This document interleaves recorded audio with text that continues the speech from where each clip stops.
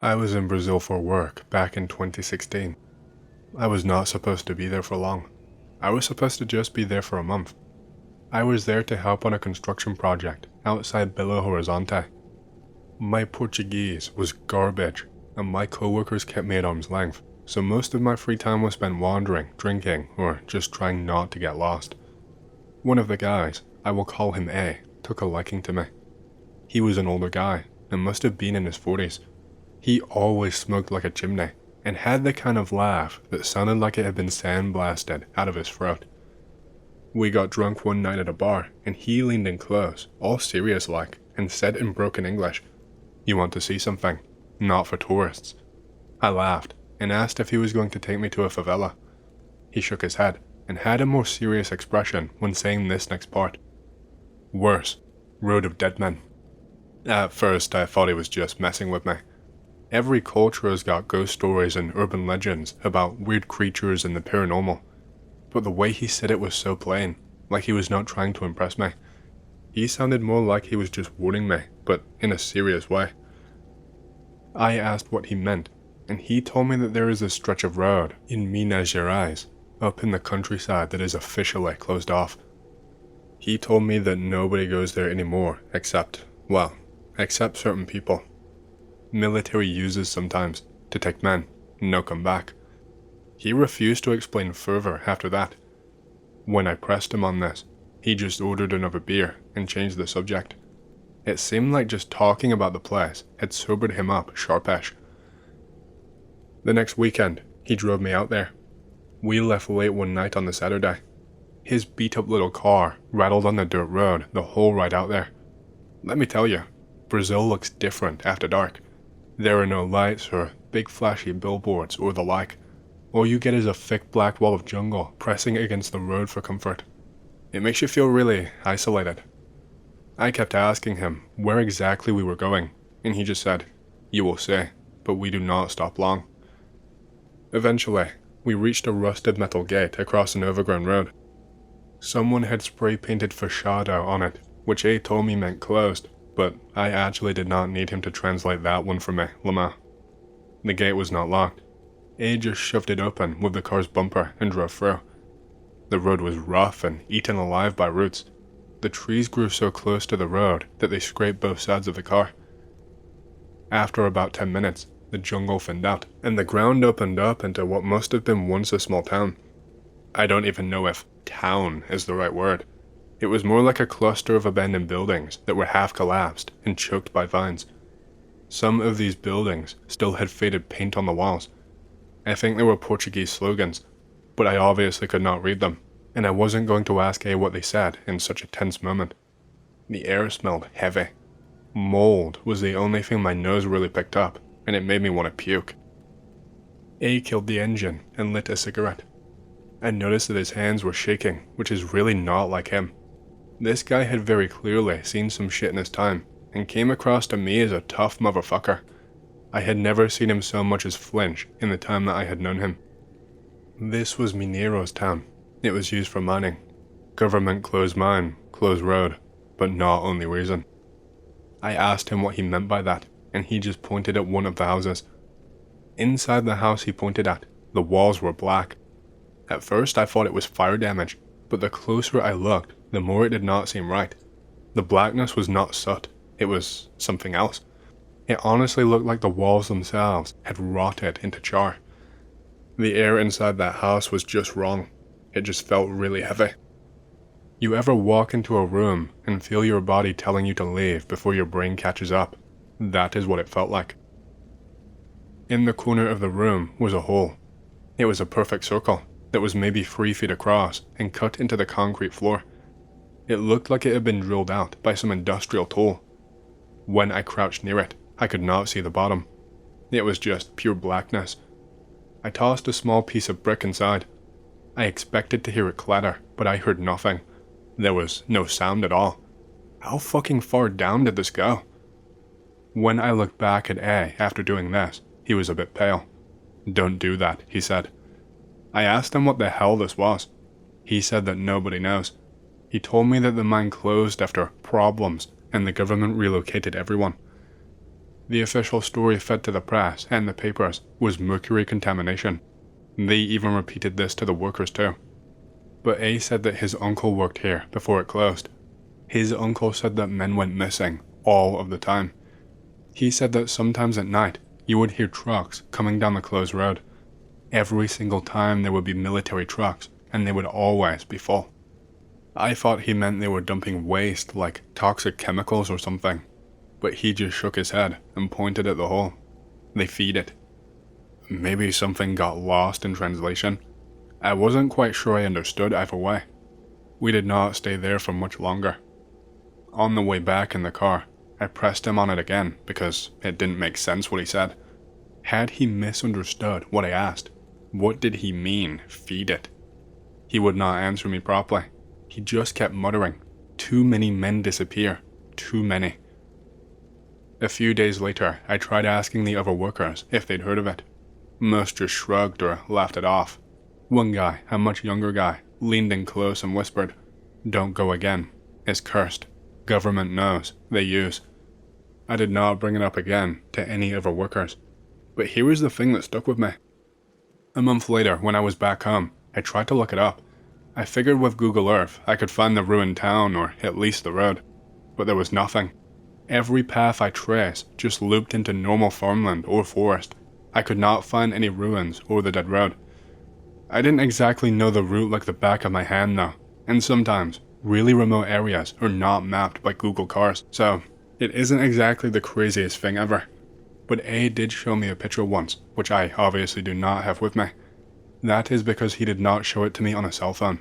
It was actually physically printed out. Before he showed me, he made me swear I would not speak of it. "Don't tell people what you say, they will know," is what he would tell me. The photo was hard to make out because the quality was horrible.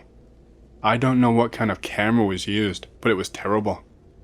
It was the same house we went into with the same blackened walls and that hole that seemed bottomless. Only this time in the photo, it looked like there was something on the hole. Again, it was hard to make out, but it looked like something pale. Incredibly pixelated and grainy, but it almost looked like a hand reaching up. Just after I graduated from college, my mom and dad gave me the graduate gift of my dreams. I remember them handing me the envelope at the graduation ceremony, and at first, I figured it was just a congratulations card. But when I actually opened the envelope and looked inside, my jaw almost hit the floor. Inside was a printout of the United Airlines e-ticket to the one place in the world I had always dreamed of visiting, Brazil. A little backstory. I have always been a huge soccer fan, and my favorite players were always Brazilian.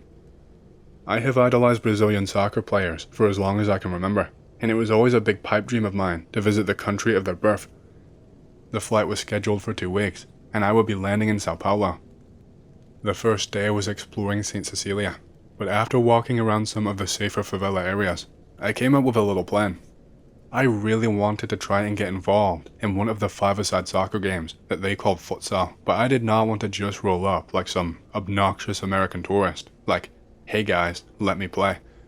So I hatched a plan to go buy a bunch of soccer balls to give out as gifts. That way, I could ingratiate myself into getting them to play with me, as well as leaving a little piece of myself behind in my most favorite country in the world. It seemed like a solid plan, right? Well, it didn't exactly go down that way. Parting with those balls turned out to be the single most terrifying moment of my entire life. So, like I said, hitting up a sporting goods store not far from my hotel, I picked up a huge bag of soccer balls, then headed out into a favela called Santa Amara. The bus ride took about an hour, and I was getting a ton of looks like I was crazy. Anyway, once I started to recognize places in Santa Amara, I dragged the bag of balls off the bus and then started heading towards the soccer courts that I'd seen the day before. At least, I thought I was heading in the direction of those courts, because after about half an hour of lugging the bag through these little streets and alleyways, I discovered that I had gotten myself hopelessly lost. I swear to God, some of the favela neighborhoods are like literal mazes, with nothing in the way of tall buildings or landmarks to orient yourself with. But after a while, I saw this group of kids chilling out next to this half-finished building, so I decided to approach them to ask questions. I remember attempting to use my half-baked Portuguese like, oh, the football soccer courts. And the kids were all like, huh? And then looking at each other and laughing at the big dumb American trying to speak their language. They must have already noticed the bag of soccer balls I was carrying, because within seconds, they were practically swarming around me. That's when it occurred to me that if I just gave them one, they might actually take a liking to me and be much more willing to listen. So that's exactly what I tried to do. I unslung the bag from my shoulder, talking all slow like, do you guys want a football? One of the kids points to the bag, then points at me, and when I nod, he smiles and starts nodding like crazy.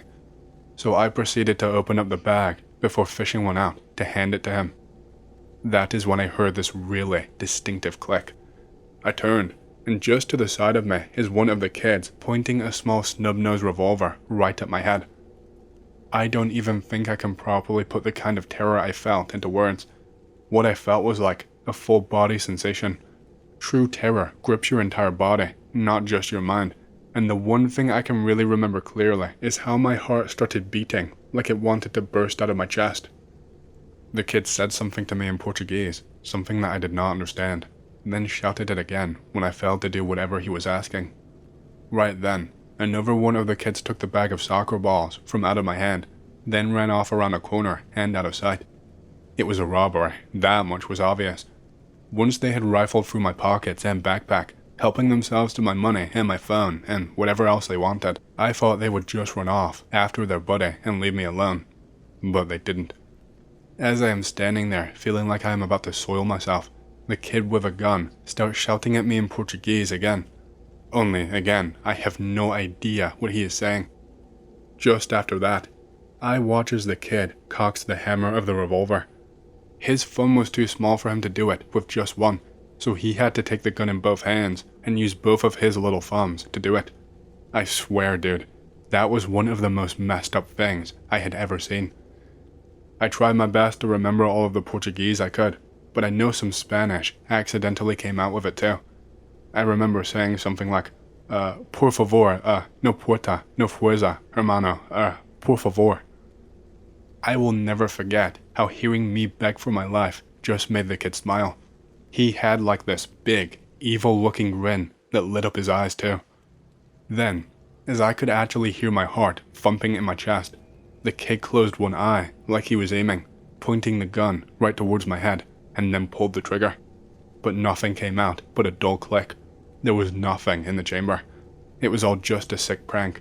And after I flinched and groaned in a way I don't think I've ever heard before, the kids burst out laughing. Then they ran after their buddy, who had been dragging away the soccer balls. I remember just standing there for a few seconds, totally unable to move, but also somehow shaking harder than I ever had in my life. My armpits and back felt literally drenched with cold sweat, and I remember feeling so dizzy all of a sudden. When I finally could move, I had to just stumble over to the same half-finished wall the kids had been sitting on when I first saw them. After that, I was just numb. I am surprised I didn't just fly home right then and there. I did file a police report, not that I was expecting it to do much. It sounds kind of dark, but the thing that reassured me was the fact that one of the cops told me in broken English that the kids would probably catch a lot of flack for what they had done. Not from the parents or from the cops, but from local drug dealers who did not want any undue police pressure in their favela. The guy told me, if they catch, no more football, okay? Implying that the dealers would beat them until they could not walk anymore. Hey, hope you've enjoyed the story so far. If you want to hear more, make sure to subscribe, like the video, and leave a comment because it lets YouTube know you like the content and helps more people to see these videos. My next big goal for the channel is 100,000 subscribers, and as a celebration, I will be doing a Q&A video once we hit that goal. Thank you, and back to the stories. So, this happened to me in the year 1996. I am an exchange student, beginning a year in Brazil and flying into Sao Paulo. I was just turning 17 the month before. I am on the flight from the US, and I had my little yellow dictionary out, trying to memorize I don't speak Portuguese in Portuguese. I arrived without a single bit of the language. I was part of an exchange program, and for logistics reasons, many of us were going through Sao Paulo at the same time. We were coming from all over the world and arriving in Sao Paulo before transferring on to other cities. I personally had a connecting flight to a small city in the interior of Sao Paulo state in a several-hour wait. When I got out of customs, I went to check in for said connecting flight. I was packed for a year, so I had a large suitcase to check in and did not want to carry it. That is when it got weird. The desk agent told me to wait in their infinitely better than my Portuguese but still terrible English. I stood there, and out of a side door, 2 dudes walked my way. One is in a uniform, another one is in a suit. The guy in a suit flashes a badge at me and says something I do not understand. One of them picks up my suitcase, and the other one grabs my arm. I am completely clueless, and happy I had already gone to the bathroom, or I would have pissed myself right there. They take me into the back rooms and put me into a plain white room with a table and chairs. It looked like a damn interrogation room from every TV show and movie I had seen growing up. They put my bags in, tell me to sit, and then leave. And that's it. They leave, and I am sitting there. I am freaking out. I made it almost an hour, and it felt like weeks, and decided in my panicked mind that I was not safe. So, I grabbed my overstuffed suitcase and my backpack, peeked my head out the door to look if anyone was there, and I bailed. I don't know what the hell I was thinking, but I took off. I got back out to the airport main area and found the other exchange students. There were a couple dozen of them. They were surprised to see me. I had been gone for so long, they thought I had already gone on a connecting flight. I told them what happened, and they immediately came up with a plan. They all also had all of their luggage strewn about while waiting in this area that we had taken over. They built me a freaking fort. In a seating area at the Sao Paulo airport, they built a fort out of their luggage and put me inside.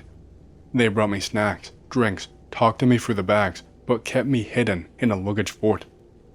When it was time for my flight, a couple of students still there helped me with my bag so I would not be slowed down while I was exposed.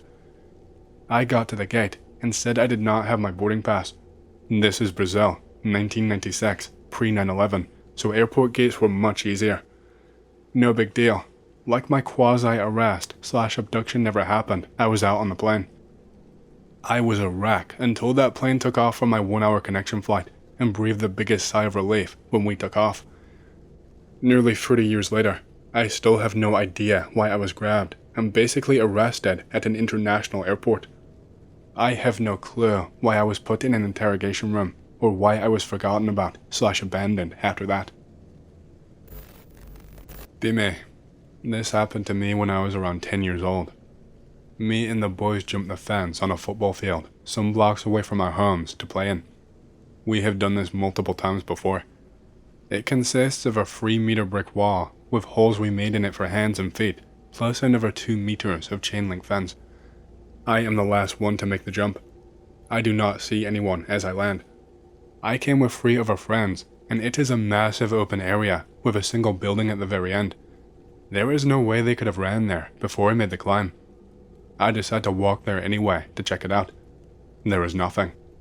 I come back to the entry point and jump back to the other side. As I land, there are about 10 adults there, including their parents and my parents. One of them is crying hysterically. The others are all in shock. What the fuck? The men force the gate open and go in with bars and pieces of wood. I am confused. They tell me the devil was there.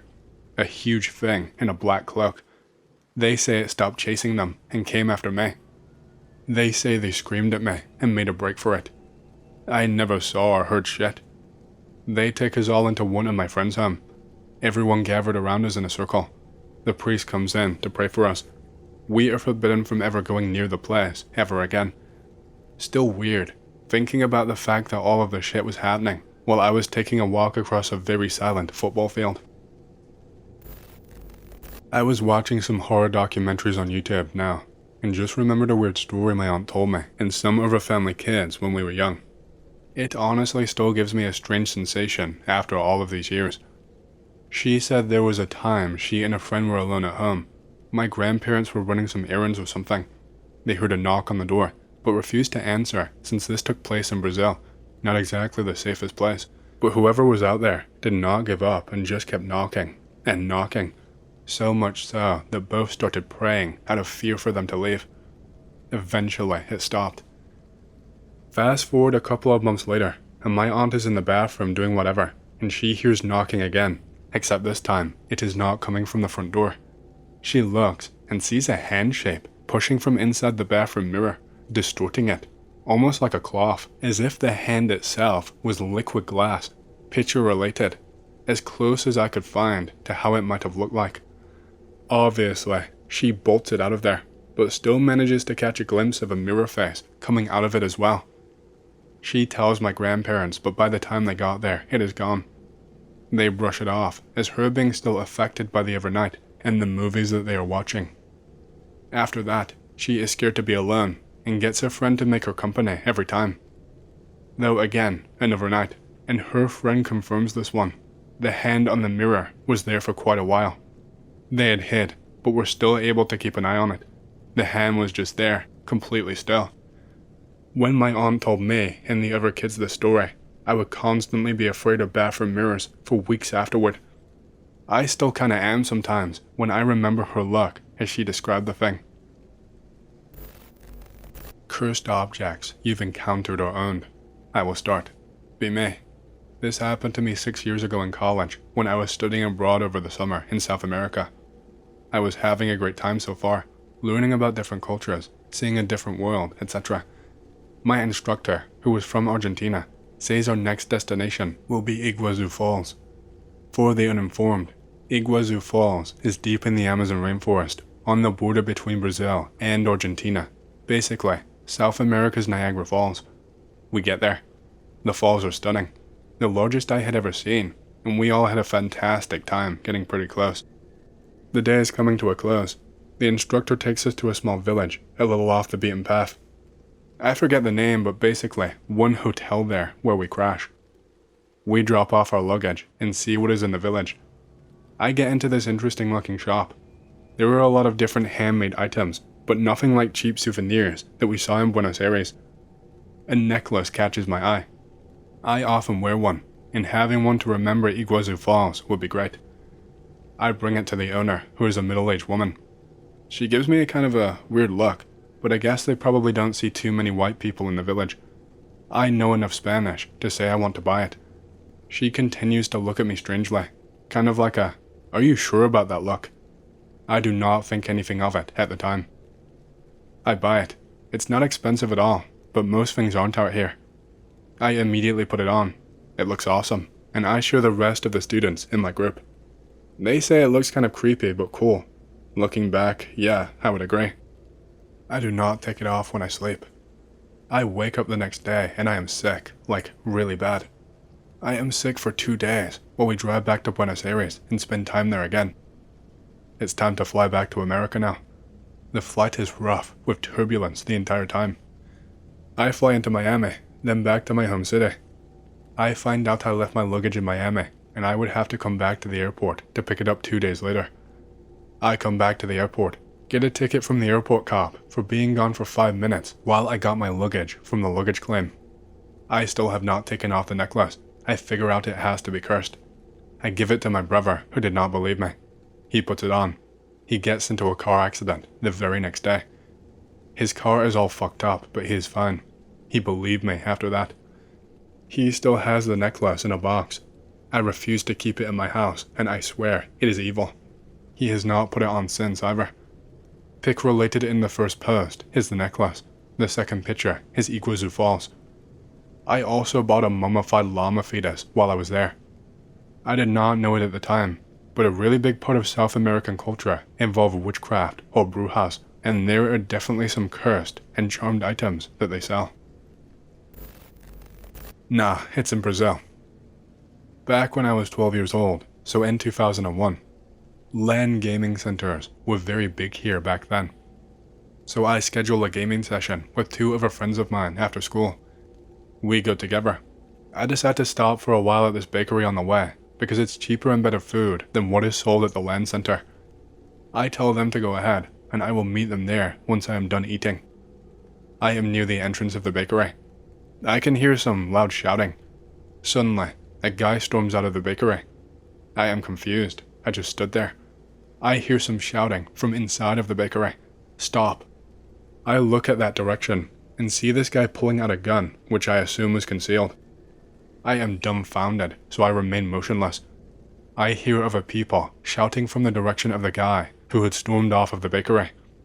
They are all pointing guns at him, and so is the guy who was inside the bakery, as I said. I am literally between the way of all of these guys and the guy who had run off. Don't move. Lay down on the ground slowly. I am literally frozen in fear. The guy in front of me tries to pull a gun in a hurry from his waist. Shooting begins. The guy receives a barrage from both inside and outside the bakery. I was standing a few feet away from them. Not a single shot hit me, and the guy was probably shot at least 15 times. Turns out, he was a drug dealer, and these other guys were cops who were into his scheme. He used to pass drugs to the owner of the bakery shop. Here. This is another shitty one that happened to me when I was even younger. I had just turned 6 years old. I am playing football, soccer, whatever you want to call it, with a cousin of mine on the streets, in front of my house. It is sorta late already, and I am getting really tired. I decide to do one final attempt of scoring a goal against my cousin before calling it a day. Kids banter. I feel very engaged and forget about the world around me for a second. I tell him I am going to score the best goal on earth. I suddenly see my cousin raise his hands very fast, and he has a terrified look on his face. I black out. I wake up throwing up blood. There are cuts on my arms and legs. There is blood everywhere. It'll be all fine, buddy. Don't worry. We will take good care of you, is what I hear. Then I see an extremely bright light. I realize I am in bed in a hospital. All of these doctors and nurses are around me. I black out again. I wake up after 1 week. I get told I was hit by a drunk piece of shit who left me for dead on the street. I spent 2 months in the hospital for recovery. My total time of recovery was 4 months. It was one of the worst times of my life. I had a lot of medical shit attached to me and could not even use the restroom by myself. I had to call in a nurse to take me to the restroom and all of that. I was in a more isolated part of the hospital, which was very dark and had lots of old sick people. It is nauseating just to think back on it, really. And the one that happened today. I work at a shitty part of the city. The parking area is a little bit far away from my workplace. I locked my car on my way to the entrance of the building. It was nighttime. I worked the night shift with just one other guy who had already arrived earlier. I hear some footsteps behind me. I notice that someone is following me. The footsteps sound getting closer and quicker. Fuck it. I book it out of there and start running without even looking behind me. The person following me is screaming like a madman. I open the entrance door in a hurry. When I'm about to close the door, this guy is already in front of me. He tries to force his way in. The friend who works night shift hears the commotion and comes in to help me close the door. Call the police. Sorry, nothing we can do as we searched the area and did not find anyone. Plus, there is no footage of it, so, okay, thanks, bye, Lamau. Fuck this place. I am 28 years old now. I have had other really shitty experiences too. House break-ins, 3 times for example. Worst one of those break-ins was when I came back from work in 2008 and went to sleep. I believe it was around 2 p.m. or something like that. Remember, I work night shifts, so sleeping during the afternoon was/is common for me. Anyway, back then I was still living with my parents. I woke up with someone knocking on my door. I thought it was weird, because my parents never did that, so I just asked, "Father, is that you? What do you want?" I heard no reply and started to laugh, thinking he was messing with me, so I approached the door, asking what he wanted.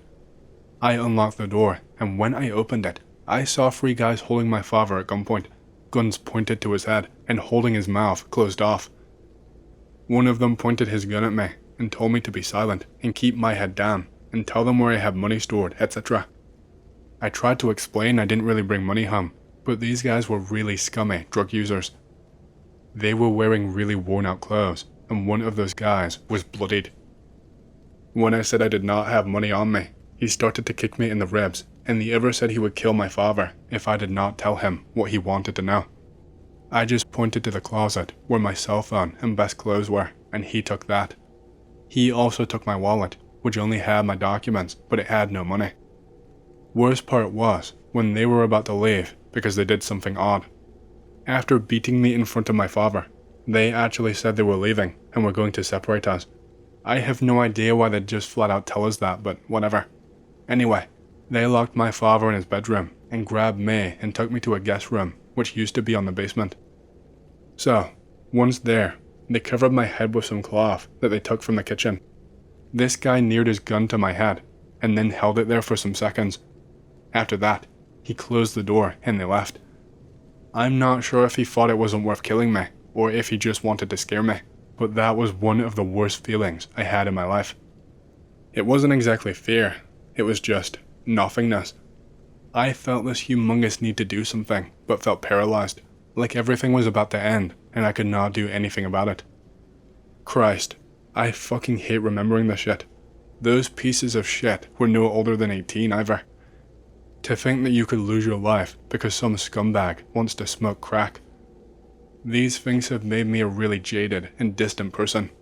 I was never an extroverted person, but as time went by, I became more and more isolated and wary of everyone else. Gradually, I came to hate everything about this place, this country, and everything in it. It may sound edgy or extreme, I don't honestly care. I also did not want it to sound blog posty, but the frustration I felt posting this naturally made me want to vent. Sorry.